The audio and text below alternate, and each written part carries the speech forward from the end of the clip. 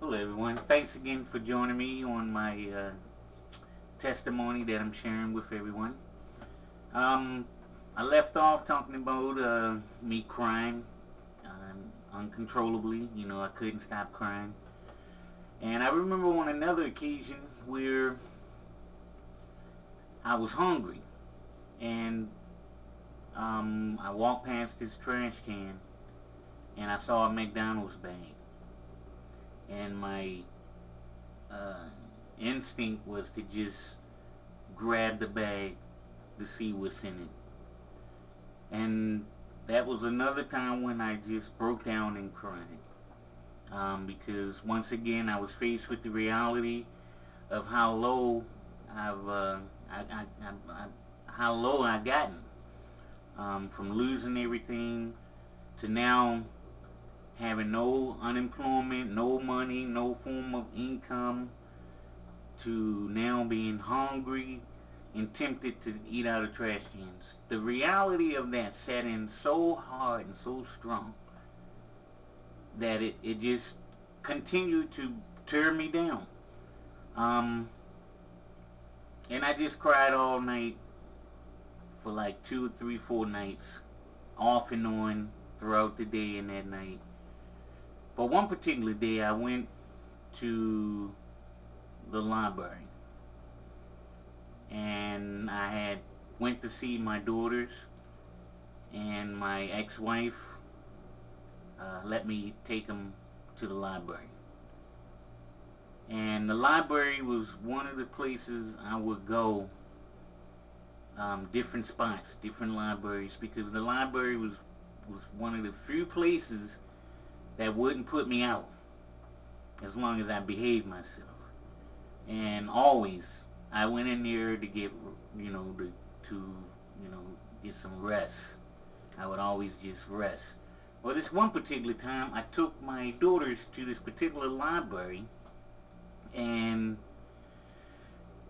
there was a woman there who worked at the library. Her name was Virginia.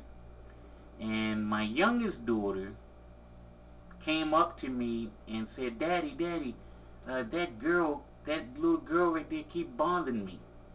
And the little girl was the daughter of Virginia, who worked at the library.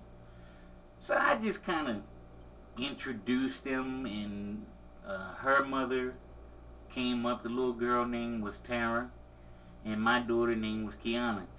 So the mother of Tara came over, and I introduced myself, and so we kind of introduced each other kids, and got them to say hello. And that was pretty much the extent of that. So I went and sat back down, and shortly after that, Virginia, the mother, came back over and handed me her phone number and said to me if I ever wanted to talk, to give her a call. And I said to myself, this woman flirting with me. I bet you if she knew I was homeless, strung out on drugs, she wouldn't have anything to do with me. Because truly at that moment, my mind was not on a relationship, and my mind was just, I was just hopeless. I had no hope once again at that particular time. And the little bit of hope I did have was short-lived, and that was when I saw my girls. But I was a hopeless person for the most part. So, I took them back home, and later on that night I started crying again, because once again I got nowhere to go. I have no money, I have nothing to do. People are tired of me now. Family didn't want me around.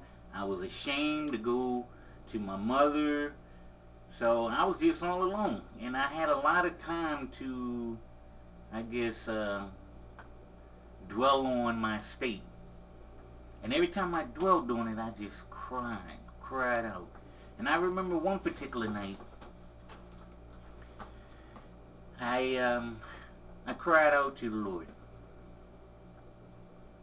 And I asked the Lord this, Exactly.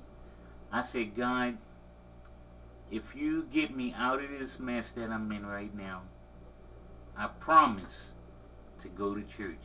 That's all I said, but I meant every word. And I fell asleep right there on a bench. And what was interesting is that where I made this prayer, there was a few other benches on the left side of me.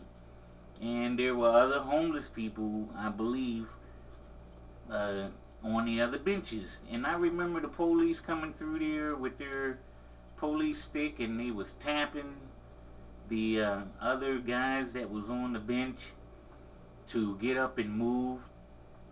But they never came over to me. It was almost as if they didn't even see me.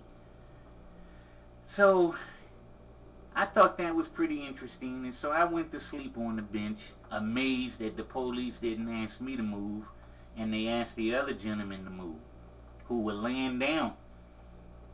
And so the next day I woke up by a Jehovah's Witness, and she was witnessing to me. And I just didn't feel the connection when she was witnessing to me. I just felt that this was not God's answering my prayer. I just felt it in my heart. So I pretty much didn't receive what the Jehovah's Witness was saying. I actually had a few questions for them that they couldn't answer. And so that kind of went south. But when they left, I said, man, I hope I didn't throw away my one chance to get my life together. After I said that, the lady from the library came to mind. And she stayed on my mind all day. And I could not get her off of my mind for nothing. I couldn't believe that she was on my mind to the point of I had to see her. So I went to a friend's house, and all I wanted to do is make a call. And I called her because I still had her number. And granted, from the time she gave me her phone number, 3 weeks had went by. And I still had that phone number. So I called her and asked her could I talk to her, come and see her and talk to her, and she said sure. She gave me her address. I walked to her house, and when she opened up, she said follow me because I'm going to see this guy to give his testimony on how he overcame drugs. This is how she initiated our conversation. And she said, you can talk to me while I'm walking. So I said, that's exactly what I need. I need to hear someone talk about how they overcame drugs. So we walking and talking, and we get to where she was going, and it was a tent revival. And what was so cool about it is that this tent revival, the evangelist was a guy that the Lord had delivered from drugs, called him while he was locked up. He had a very powerful testimony, and how the Lord has just did some things with him in jail. He was a pimp, you know, he killed someone, and how the Lord forgave him. I apologize, I'm out of time, so please join me again. Thank you.